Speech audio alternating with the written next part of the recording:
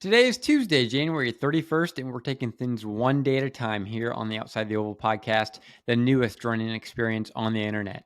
I'm excited to be here today. As always, I'm glad you've chosen Outside the Oval to be a part of your day, and I'm really looking forward to today's show. In a little bit, I will be joined by two wonderful women blazing their own trail through our sport. Kicking things off, NC State's three-time All-American and two-time national champion, Sam Bush. She'll briefly join the show to quickly discuss her college career, life in Raleigh, North Carolina, as well as her high school career in the beautiful state of Ohio. And to follow that up, another one of my very successful high school teammates, Morgan Hicks. She'll join the show to discuss a very similar range of topics, but she's going to provide a whole different perspective on these. My conversation with Morgan is very inspirational as she documents some of her most difficult setbacks and adversities in our sport while explaining how she was able to stay so positive through it all, maintaining such a positive attitude, which ultimately led her to where she is today, which is a key member of the nationally ranked Toledo Rockets. Today's episode is absolutely packed, though, and as I promised last week, we're going to kick it off with some news. Following this fall cross country season, I made the very difficult decision that I was going to transfer from my school in Kennesaw State. Kennesaw, Georgia, it quickly became my home, and I spent 2.5 of the best years of my life in the Peach State. I wouldn't trade those for the world. However, it became clear that it was time for me to move on. And after a very quick and stressful 25 days in the transfer portal, I made the decision to attend the University of Central Arkansas for the remaining 2.5 years of my eligibility. And to put it simply, I made the decision to transfer for many reasons. These reasons would take me forever to divulge into, so we're just going to highlight a few of those. Most notably, though, I made the decision mostly to seek happiness. And if you guys know me, I haven't really preached it too much on this show, but the most important thing in life, in my opinion, is happiness, because anything worth doing, you got to be happy doing it. So, one of my favorite parts of this sport, though, is seeing a whole community come together around a sport that isn't as popular as the mainstream sports like football, basketball, baseball. These are sports I love. However, even though I've competed in them, the culture around these sports aren't as special as cross country and track and field. Just distance running as a whole is something about it that just makes this sport special. More importantly, though, this sport has brought me closer to my family. My mom first introduced me to the sport. My sister's committed to run at the next level, which I'll talk about a little bit later. My dad, who was a football, I mean, when I was growing up, I couldn't imagine him going to a cross country race, spending a Saturday loving the sport, but he's become a running nerd, and it's beautiful to see. And it's very difficult to describe, though, but seeing my parents at a cross country or track meet at the college level is something special. And it's one of my favorite feelings in the world. And it's something I've never felt before until I started running at the college level. And one thing I knew when I did make the decision to transfer for the rest of my college career, I want my parents, who have supported me through every step in life, from T-ball at the age of 3, playing for the White Sox in Marysville, Ohio, to cross country at the age of 20. For next year is going to be for the Central Arkansas Bears. It's become very important to me that they're going to be able to see me compete as much as possible before the end of my athletic competition days are over, which is, it's crazy to say that in 2.5 years I won't be competing in a sport anymore. But that's why it makes, to me, it makes it that much more important that my parents are going to be able to see me compete more and more. And not to dive too far down a hole that's already been dug plenty, but to put it simply, I wasn't as happy living in Kennesaw anymore. I have so much love for that school, that program, and most importantly, the people there. However, I knew it was time to leave when the sport that I had loved and it's carried me out of some of the worst moments of my life. It was no longer fun anymore. Going to practice, traveling to meets, these things that used to be the highlights of my day, the week, the month, the highlights of my life. I would do anything to go back. I mentioned this with my interview with Morgan. I would go do anything to go back to those days at Jonathan Alder, seeing Coach Krebs, seeing some of my best friends at practice every day, running a nice 8 miles at Prairie Oaks. I would do anything for that. But when going to practice, going to meets, the highlights of my life, they were no longer fun. I realized I desperately needed to rediscover that love for this sport. And with that, I chose to transfer to Central Arkansas. It's just 5 hours from my family in Texas. And even better, this is the same school that my sister committed to attend this August. And I was sitting in media day the other day with our team just about a week ago, and I was seeing some of the cool, unique poses, and I was like, wow, this is going to be really special to be able to take a media day shot with my sister. The fact that we've just coming where we've come from, how close our family's become because of this sport, to say I'm competing alongside my sister for 2 years on the same college team, it's very special. And I cannot wait for her to get to Conway in August. And right away, though, I fell in love with the school, the program, the coaches, everything about the school. Just check every box. I made an instant connection to Coach Weaver. And in all honesty, I don't know if I've told him this yet. Don't know if he listens to the show, but I knew halfway into our first initial campus tour. Right when I got there, we took a tour. Halfway through that, I knew that this was the school I was going to go to. I think I texted my friend Jack. I said, this is where I'm going. And I hadn't even met the team yet. It was pretty special when I came to that conclusion. But the family environment that Coach Weaver has cultivated in just 6 months on the job is truly remarkable, and I cannot wait to see how much more it grows over the next 2.5 years. But most importantly, I trust Coach Weaver with my training. I am passionate about this sport, and I hope this podcast really gets that message across. And I want to accomplish things that high school me never envisioned I could do. And that's very important to me as well. When I started running, there were certain things I never dreamed I could do, things I never envisioned I could run. For my first sub 5 mile, I remember that very well. Sub 16 5K, one of the best days, one of the best nights with my friends in my life. I could go on forever. And I just want to continue checking as many of those boxes as possible, making that freshman year of high school Gavin proud.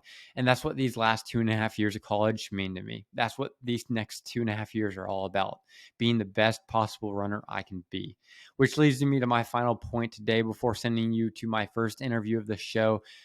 Hosting this podcast is a fantastic experience. The networking I've created, the friendships I've built, and the plan to sustain have changed my life in just 8 months that I've been doing this. I love creating and producing this show for all of you so much. But considering this recent and drastic change in my life and the dreams I know I cannot afford not to chase, I will be taking a break from outside the oval for the next few months as I get settled in and adapt to this next stage in my life. As with any podcast, though, I have decided that I'm going to make this a season break. But I promise I will return in May for season 2 of Outside the Oval. This return will include brand new guests, brand new experiences, new stories, and I cannot wait for you guys to hear what I have in store. I've already begun planning it.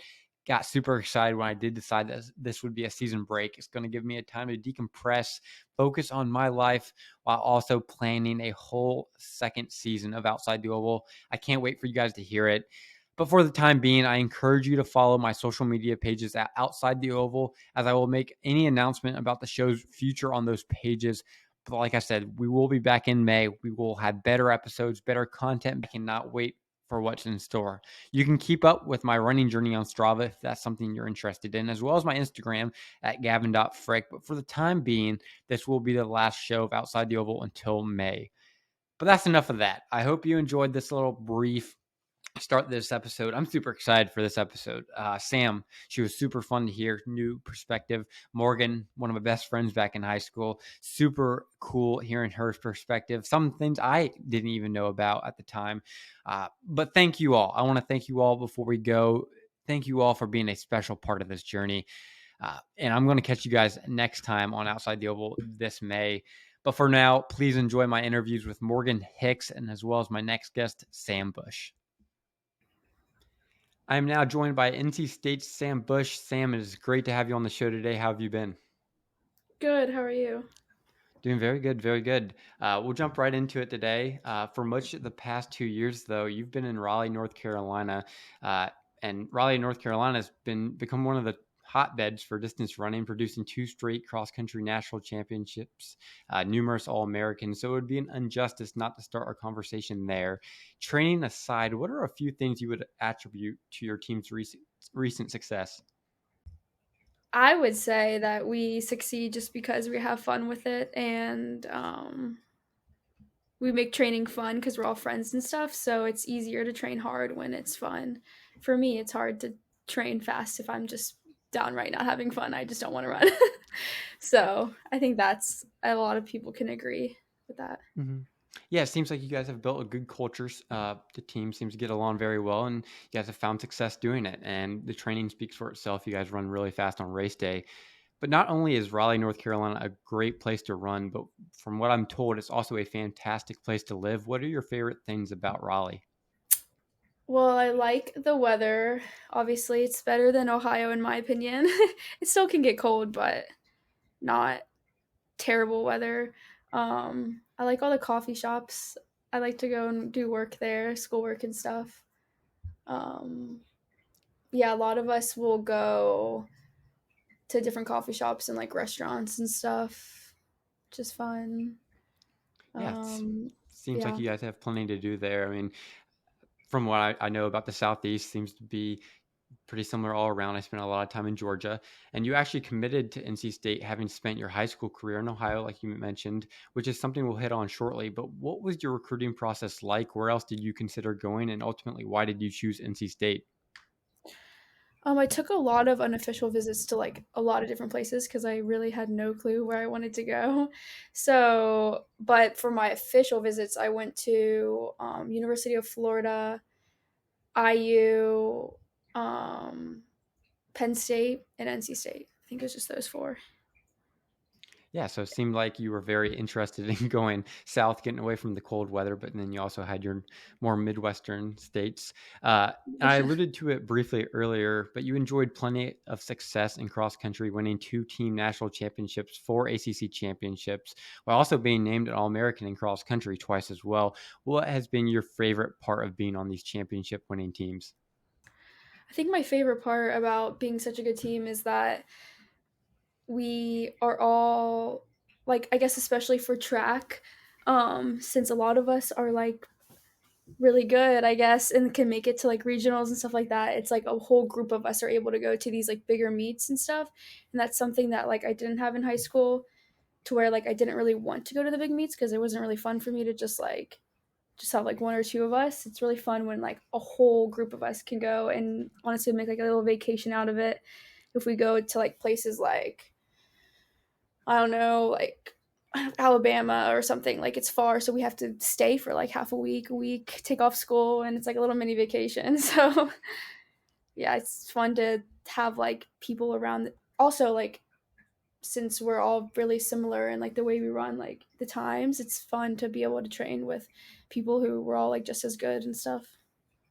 Absolutely. And kind of on that note, would you say you enjoy cross country, indoor track, or outdoor track more? Oh, I don't know. I I really like cross country, obviously, because like we had a lot of success in it. But like last outdoor season was really fun, just because like the meets we were able to go to, like that was really fun for me. Indoor, it's still fun, but we go to a lot of like nearby places like VT or JDL, which it's like a day trip or like 2 days, and it's not all of us, so it's not as fun. But like indoor nationals was really fun. So I don't know. I guess maybe cross country, but racing wise, like individually, I think I'm better at track. So I would say that's more fun for me. And just like you've had on the cross country course, you've enjoyed a great bit of success on the track, winning an individual ACC championship in the 5K, ACC DMR title, as well as a podium finish in the 3K at the last year national championship meet. Are there any specific races you've been a part of that stands out to you? The 4x1500 or 4 by oh yeah, it's 4x1500, right? At or was it a 4 by mile? I don't even know what it was at Penn Relays. That was really fun because I never been to that meet and I've always heard about it and we had to like convince my coach to let us go. And I think that was fun because we all ran pretty fast and that was like the first time I've ever ran a fast mile slash 1500 and that's usually like my favorite event. So that was exciting for me. Yeah, and of course, all of these great moments we've talked about have already taken place in different cities and states. You kind of talked about it yourself. You really enjoy the traveling aspect. So, what is your favorite place that you've traveled to for a meet so far in college? Oregon was pretty cool, especially because we like since I ran the 5K, we were there for like a week. I feel like so it was kind of cool because I've never been out there. My favorite, okay, this is really weird. When we went to Indiana for regionals, for some reason that was like really fun. Even though I never like people were like making fun of Indiana, like, oh, we're going to Indiana, and I'm like, guys, the campus is actually like pretty cool. I know it's the Midwest, but we like stayed in like a cool area so we could just walk out of the hotel and like just do whatever. So that was really fun. And I'm sure that's kind of similar to where you grew up in Cincinnati, kind of similar Midwest vibes, at least. Yeah, So I'm yeah. sure you appreciated that, whereas some people who don't come from the Midwest might not understand it as well as we do. But taking Yeah. this conversation a little outside the oval, real briefly, it wouldn't be outside the oval without that. Running aside, if you could travel anywhere in the world, so you've mentioned traveling quite a bit now, whether that's a city in the United States you've always wanted to go or another country, where would you want to go and why? That's so hard for me because I've never been out of the country, so like I really want to travel like everywhere. Like Hmm. my goal after college is to live well, I say I want to take like a tiny home and live in every single state just so I can like know what it feels like, even though it's going to be like for like a day or two. But because I really don't know, like I just want to go everywhere. Maybe for some reason I really want to go to like Japan or like Thailand for Thai tea because I really like Thai tea. You've had not only the privilege of running some incredibly fast times and running for national championships alongside some pretty fast teammates of yours, but you were brought into the sport in what I believe to be the greatest running community in the country. You attended Turpin High School in Yeah, yeah. Cincinnati, Ohio. How would you compare the running community in Ohio to the one you found in North Carolina? Well, honestly, in high school, I wouldn't say running was like my top priority. I was just blessed with like a really amazing coach. So I think that's why I was good. She would just tell me what to do and I would do it. I didn't really like put much thought into it. So like I think just individually, like I guess I'm way more into running now. So in Raleigh, I can appreciate the running community a lot more. In Ohio, I mean, I was just like running and hanging out with my team, and I just happened to like actually do well and be able to make it to NC State. So, your high school was and still is one of the top programs in the state of Ohio, but the transition to high school to college can still be difficult no matter how good your program in high school was or how different it might be now. How would you say you adjusted to life as a D1 athlete your freshman year? My freshman year, I feel like it was a major change for me. Like, my high school coach did run in college at Mizzou, so she like she tried to prepare me as much as possible, but I was very like I did not really care that like I cared about running, but I didn't really know that much, and I was kind of like reluctant to like know that much. So when I came to college, it was like, oh my gosh, I can't just keep my watch going at like a stoplight. Like we actually have to stop it, which I actually don't even have a watch. So like, it was sort of like crazy for me, like how much, I would say it was pretty hard.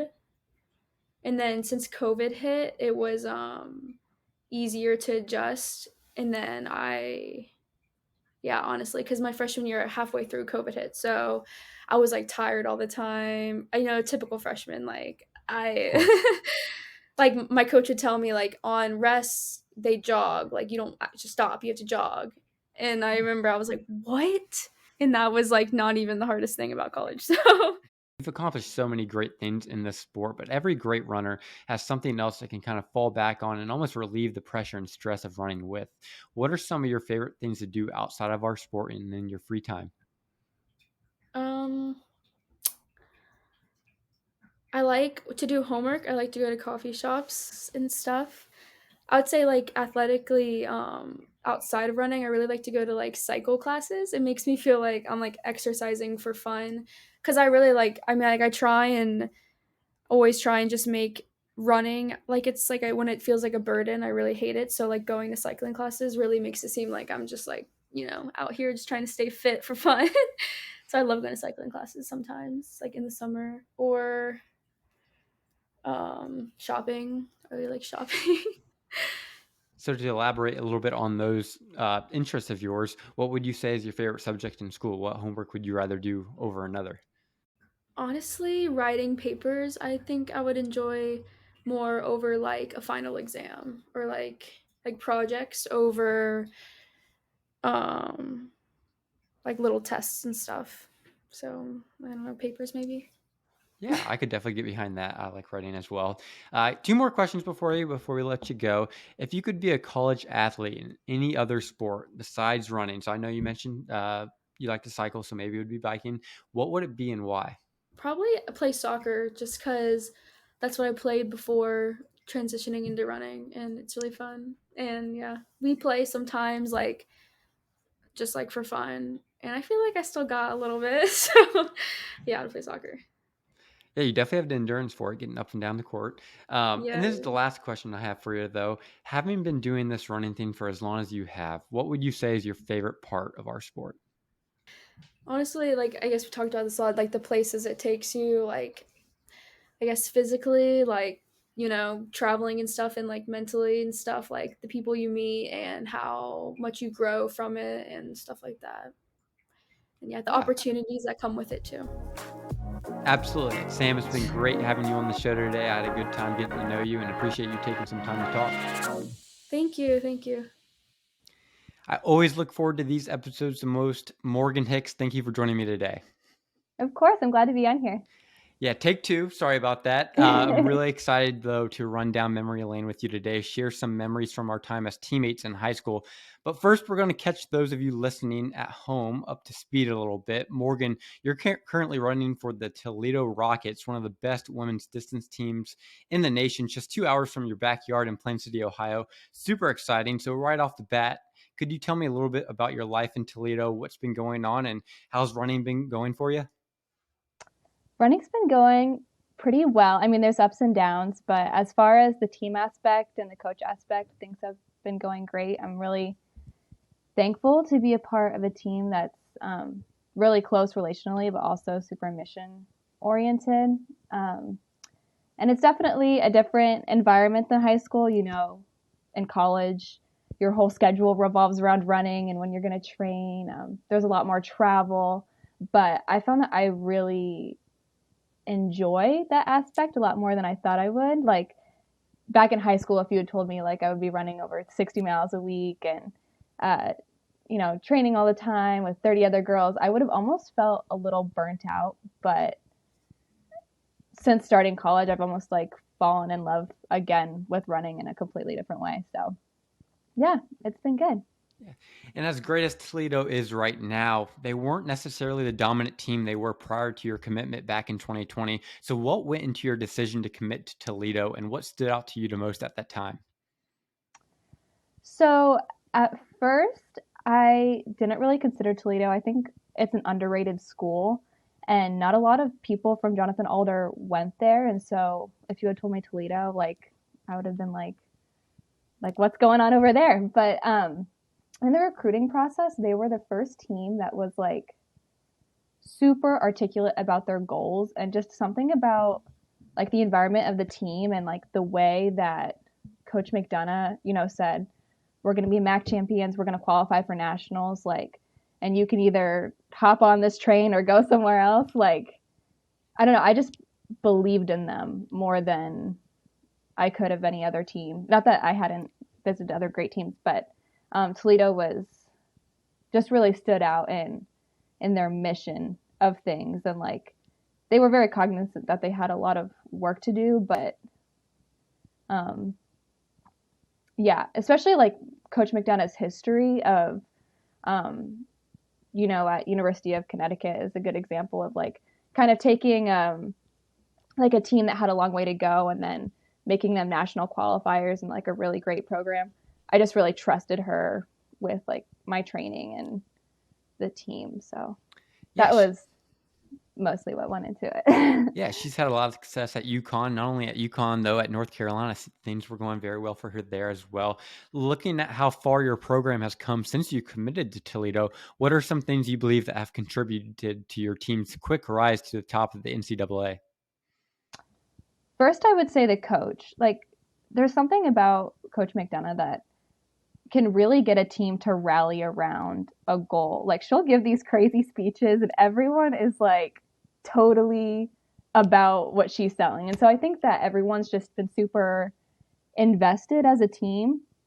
Um, And we've gotten some great recruits, some really good talent in, but then also the girls here just work really, really hard. And there's just a dedication to the grind and to like growing as a program. So I would say that all has contributed to it. Knowing what well for you at Jonathan Alder, it's good that you found a program very motivated to do well. That's good to hear. You've made a pretty good role for yourself on the team, though, and you've put down some very quick times very early in your collegiate career. You've run everything from the 800 to the 5K, so I can relate to that. You've even raced steeple. You went 437 through 1500 and coming just a few seconds short of a 16-minute 5K. Very impressive very early on. How satisfied are you with your first 2 years at the college level to this point? And what are some things you hope to accomplish over the next 2 to 3 years?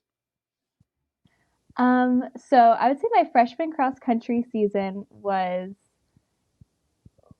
just an exciting time for me because I didn't expect to be doing any travel or anything. And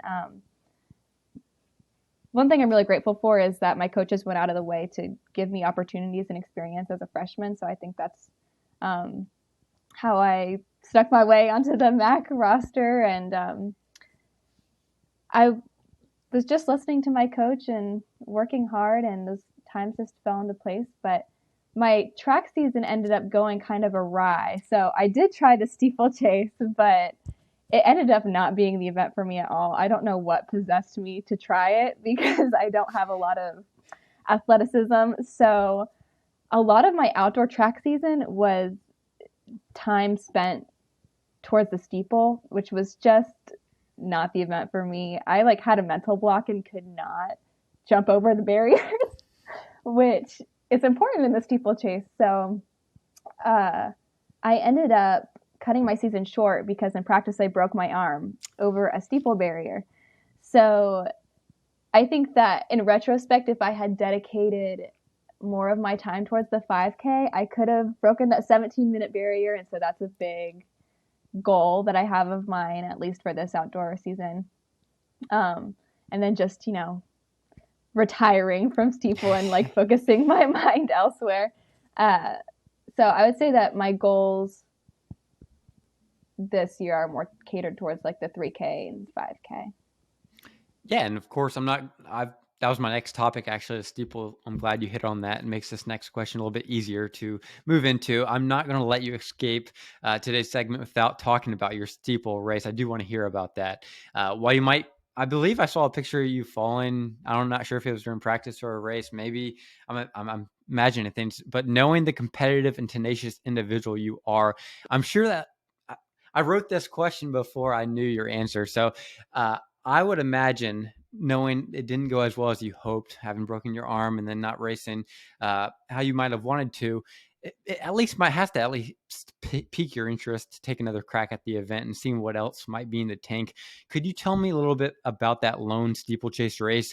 And do you see yourself over the next 3 to 4 track seasons ever doing it again? Or is that it? Is that curtains for the steeplechase? So my first steeplechase race was at the University of Virginia. And,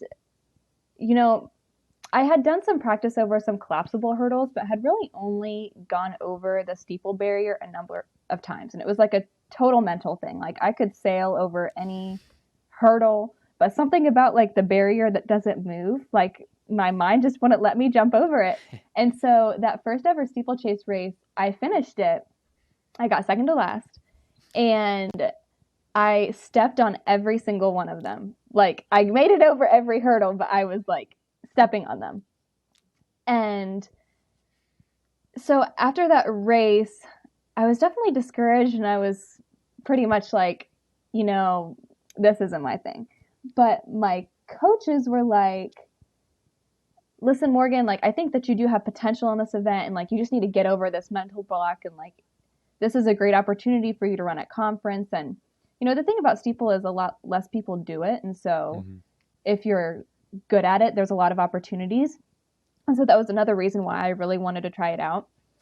So right when I was like about to quit, my coach called me up to her office and she was like, listen, like we're going to make you get over these barriers. Like we're setting them up around the track and like you will jump over them and you will like it. And like you are going to be good at the steeple. And like I think she was really trying to make this like an empowering moment for me, and I really appreciated it. But the very first steeple barrier that I like tried to turn my brain off and jump over, I like flipped over and broke my arm. And so I think it was definitely a lesson because I'm stubborn and just naturally want to succeed in things. And it was just a lesson like that some things are not my thing and it's not always worthwhile to make them your thing. And we have a lot of girls on this team now that can do steeple. So like there's not really a need for me in that event anymore, which is fine. So yeah, I will not be trying it again. I do not think. I would have to be really, really convinced. But yeah. Now, you're no stranger to adversity, not only breaking your arm during steeplechase practice, but from our days back in Jonathan Otter, you seem to always be handed the short end of the stick when it came to the injury bug. Before we move forward, could you run down some of the injuries you've suffered up to this point in your career? Yeah. So in high school, I never had like normal injuries. Like I never had like a stress fracture or anything like that, but I had a tough time with plantar fasciitis. I herniated a disc in my back. And I always just like had weird things that like I never ended up getting an MRI for, but they were like musculoskeletal things that would like take me out of like a couple weeks of training. And then really what I struggled with was iron deficiency. So like my sophomore year, my ferritin got all the way down to 2, which was rough. So a lot of people don't really understand the importance of iron in running. And so that's why it can be frustrating because it's not exactly like a visible injury. I'm not walking around in a boot, but like you also can't really run when you have no iron in your body. So that also was discouraging when I was thinking about running in college because I was like, I don't want to go through this cycle of, you know, being anemic or always having some sort of injury that's holding me back. So, yeah, I don't know if that answers your question. But I would say iron deficiency was the one that I had like encountered the most, and it was like pretty serious anemia. Mm-hmm. Yeah, I do remember having some conversations with you about that, maybe even Coach Krebs as well. You did seem to have run into that problem quite a bit as well. But now that we have all that laid out, I think it's important to point out amongst all these injuries and these setbacks, you've managed to bounce back from all of them. You won a 3,200-meter state championship. You broke Jonathan Otter's school records. I'm sure multiple of them. I'm not even sure how much you did. And I would imagine more than just not only that, you managed to work hard enough to land a spot on one of the most talented NCAA women's distance teams in the nation. So Morgan, how have you been able to bounce back from all these injuries and adversity so well? And what are some things that have helped you bounce back time and time again? I think first, like, I just love running and I don't want to stop running. And I like competing. And so that's always my first motivator. But then also I've always had great teammates and coaches that have like supported me and believed in me and that like I was motivated to run for. You know, back in high school, like we had a really like closely knit team that was, you know, always the reason why I wanted to come back and also for my coaches. And, you know, now being in college and having a bigger team, there's less of that component of like being relied on. You know, like in high school, if like I can't run, then like I'm really, you know, it's a smaller team. And so that affects it more than a college team. And so that motivation in college is a little less.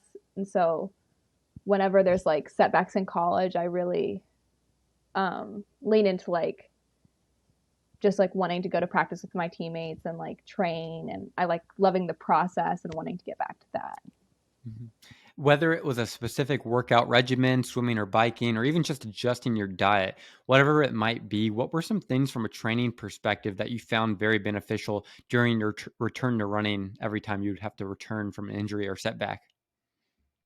I would say nutrition is the number one. I never had like, I'm fortunate to never have had like a serious eating disorder or anything, but I was definitely under fueling in high school. Like nutrition just wasn't something that I thought about enough. And looking back, I think I would have saved myself. Like, would have been sturdier and less injury prone if um, I had consistently considered nutrition and supplements and eating enough. Um, and then I would also say iron infusions were really what got me back to return to run. Just because, I mean, I still get them every year. Like, they're the only thing that keeps my iron up. And in college, cross training, but in high school, I didn't really do much cross training, to be honest. So I think sitting around and being bored a lot made me want to get back to things as quickly as possible. Now you're very in touch with, especially at Jonathan Alder, with the younger kids, kind of developing a younger program, developing a culture around the running community. So what would your advice be to the younger girls out there who find themselves in a similar situation as you once did and can't seem to avoid injuries or these iron deficiency setbacks? I would just say that the lessons that you learn through the setbacks are really valuable, and to like not discount the growth that can happen when you're sitting out. Like, I would say, like, the most character growth I've ever experienced has come when I wasn't always succeeding on the track. And it also is a good reminder to think about the type of teammate that you are when you're not training and running. Every person has the ability to contribute to their team environment in some way. And so if it's not in scoring or racing, just reflecting on like how can you be a great teammate when you're not running. And I mentioned you've bounced back from injury to accomplish some great things, but none, and I don't want to say it surprised me because I knew you were capable of it, but none of them compare to your indoor 3,200-meter state championship win. Could you talk about that race briefly and what winning that race meant to you? That was crazy. So I actually, it meant a lot because it wasn't something I ever thought I would be able to accomplish for myself. I do think it's worth mentioning that the field in Division II indoor is a lot smaller than in Division I, but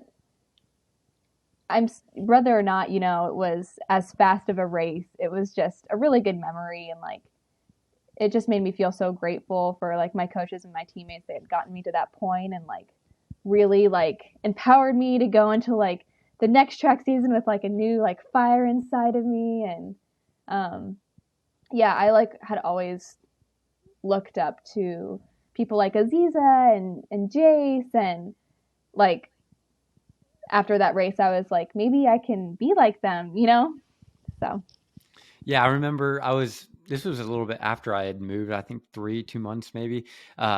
I was sitting at dinner with some new friends we had just met. I was watching the race on my phone, of course, during dinner. But I didn't expect you to win that race. I expected you to win a state championship down the line. But when I saw you cross that line, you won. I could not believe it. Very exciting day. But continuing to take a look back at your time at Jonathan Alder, excluding your 3,200-meter state championship, what would you say is your favorite moment from your high school career? And could you speak about that briefly? Oh, there's so many fun moments, but I would say one that sticks out is my freshman year when our team got runner-up in the 4x8, state runner-up in the 4x8, because it was such a fun season. Like, we were all just so dialed in, but we had a lot of fun together. Like, Lexi, Maddie Killian, Maddie Davis, like, we worked hard and had a great time while doing it, and seeing us get state runner-up was just like such a cool display of our hard work, and it was just a fun day.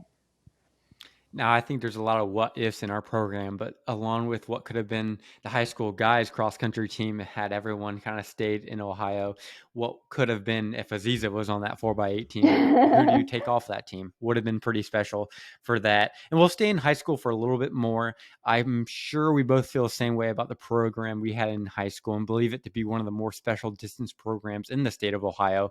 What we all helped build, captivate, was very special. Could you talk about what you thought was special about our team culture at Jonathan Alder? I would say that the team culture definitely changed throughout like my time, running there for 6 years, but specifically in this, it was always good, but it just, like any program, was always changing. Like the start was just so fun, specifically because of, that group of guys with you, Mike, Luke, Zach, like really founding the program. And like, I remember Zach was like at middle school field day, like recruiting people to get out to cross country. And it just was like, it was beautiful to see the growth that our program went through, from like having like t-shirts for uniforms and a track coach that never showed up in middle Coach school, Povil. like making up, like making up our own workouts on the track in seventh grade. I to do like, remember that. Where the team is now, like going back and being a counselor at the cross country camp in Hocking Hills, and like there's a ton of kids there, like, so that growth is really special. And I would say that it just always felt like a space where everyone could just come and hang out and work hard, and it didn't really matter like what clique you were in school or like the times you ran. Like there was just a really welcoming feel to it, so I appreciated that as well.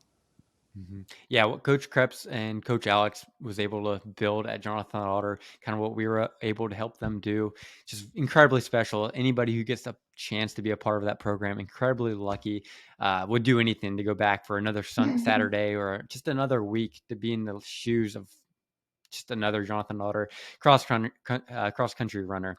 As special as Jonathan Alder was, having shared as much success as you have with your teammates at Toledo, what would you say are some differences between high school and college, not only from a culture perspective, but maybe training as well?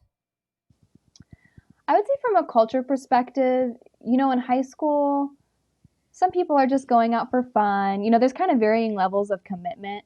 And so there were definitely seasons where it felt like the team was really dialed in. But then there were other years where, people were just kind of running and didn't know what their goals were, And I always just thought it was more fun when everyone was chasing a goal, like, and really pursuing it wholeheartedly.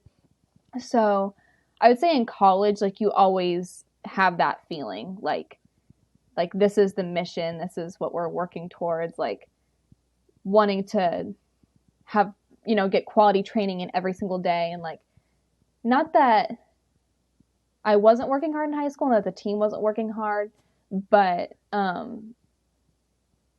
in college, like everyone like chose to be there. And like, sometimes in high school, like people's parents made them come out. And high school is just a little bit more relaxed and low key. I remember thinking that we ran a lot of miles in high school, but in retrospect, our like program wasn't really that high mileage. And so I would say just the training, like in college, you're not just confined to a 2-hour practice block a day. Like you can run twice a day and, or, run and cross train, lift and then run twice, or, one long run, there's just, you also don't race as much. And so like your training is different from that perspective, as opposed to having a race every single Saturday. All the differences, I'm sure as well. But yeah, in high school we were exactly right. In high school we were exposed to many different people, a lot of different teams. I know we, the guys team, girls team, we all seem to have teams we really clicked with. During your 4 years in high school, who would you say were some of your favorite individuals and teams to race? Ooh, good question. Well, the team that stands out is Buckeye Valley. I feel like our team developed like a cute little friendship with them, and I just remember like after meets, like sometimes we just like talk and catch up. And like I remember my senior year at districts, like I was just like on the line before like the 3200, I think it was, and like Bailey, Chloe, and I, we were just talking like so I really liked that relationship that our team had with Buckeye Valley. And then individually, I really enjoyed racing Audrey DeSantis. She just was a really great competitor, and her dad, he's also the coach at Shawnee, or he was, I don't know if he still is, but he was always just like super nice to me, and would like, both of them would go out of their way to like congratulate me, whether I had like beat her or not, and like just like ask how I'm doing. And So I really appreciated that. And then Chloe Dawson was also a great competitor. I remember my freshman year at the state meet, like she was just like, "Hi Morgan," and she like made me a little bracelet with like an index card, and it was just saying like good luck, like you're gonna kill it, like great season, and like so I think that just Central Ohio girls in general are special, but Chloe and Audrey specifically. I feel like you nailed the teams. When I think of the teams that the girls seem to really like, Shawnee and Buckeye Valley are the ones that always come to mind. Even the guys' team seem to have pretty good relations with the Shawnee and Buckeye Valley teams as well. Back in high school, we ran a lot of different places. There's Glacier Ridge, Rails to Trails. My personal favorite, Prairie Oaks, the Worthington Hills. I could go on and on. So much more. And I really feel like we were spoiled in high school and took it for granted from time to time. Which of those running locations is your favorite to run at and why? Ooh, good question. I would say Prairie Oaks, just because it's kind of sneaky in that you can get a lot more miles in than you think. You know, like the two main roads, like you can't really get more than like a 7 mile run. But if you like go on the Alder Trail and all these like backwoods ways, um, yeah, you can kind of have an adventurous run. And those are my favorite types of runs where you kind of like get lost and you're just kind of exploring. And then high banks, I would say, just because high banks always felt like a treat to go to. Absolutely. I'm with you there. And what about traveling? What were some of your favorite cross country and track meets to go to? In high school, Mm-hmm. That's a good question. I would say in high school cross country, we stopped going, I think my junior year, but George Rogers was a fun meet. Like in the moment, I didn't appreciate how fun it was, but looking back, I was like, oh, that was cool. You know, it was like on like a historic preservation, and like the course was so hard that like you didn't really care about your time. And like they start the race off with a cannon. And so all of that is just kind of silly and unique.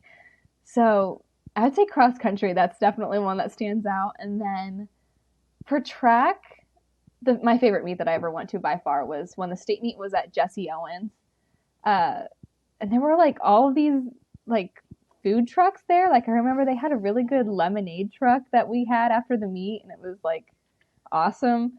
Uh, you know, sophomore year, I didn't qualify for the state meet in anything in track, and then junior year got canceled, and then senior year it was at Pickerington North. So never got to go back to Jesse Owens, which was really sad, but that was a really cool meet.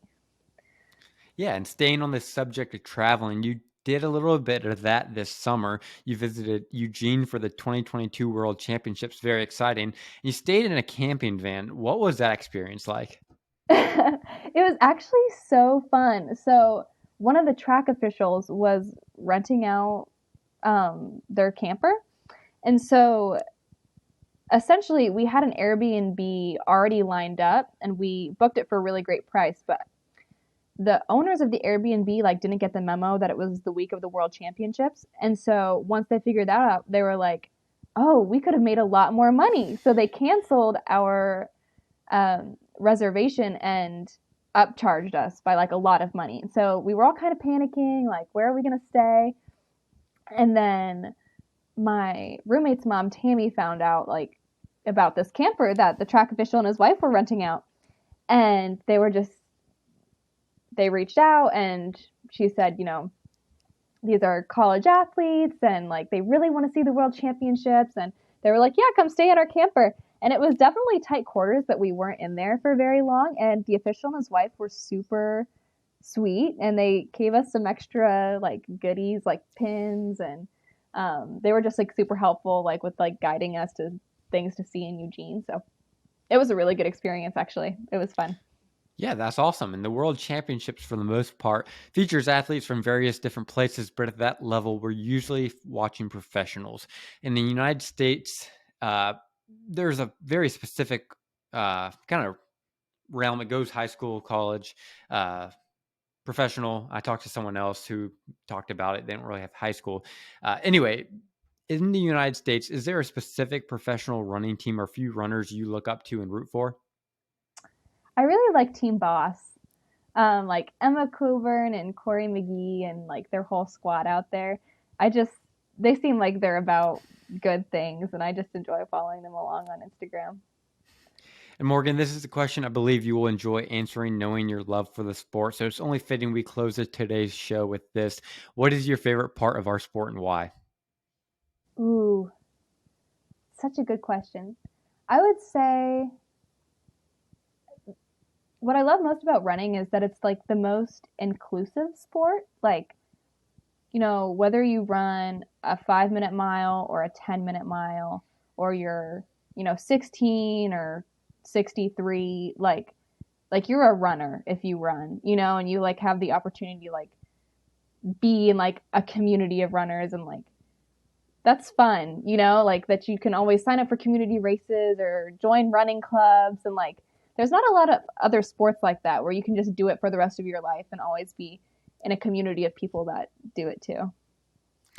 Absolutely. I've asked that 3 times now and I've gotten 3 different answers, and that's one of the most Really? beautiful things about running. Just everyone has a different reason they love it, and love this sport, love that the people that do it around. And Morgan, it's been great having you on the show. It's been nice catching up, and I wish you the best on the rest of your season. Thank you so much.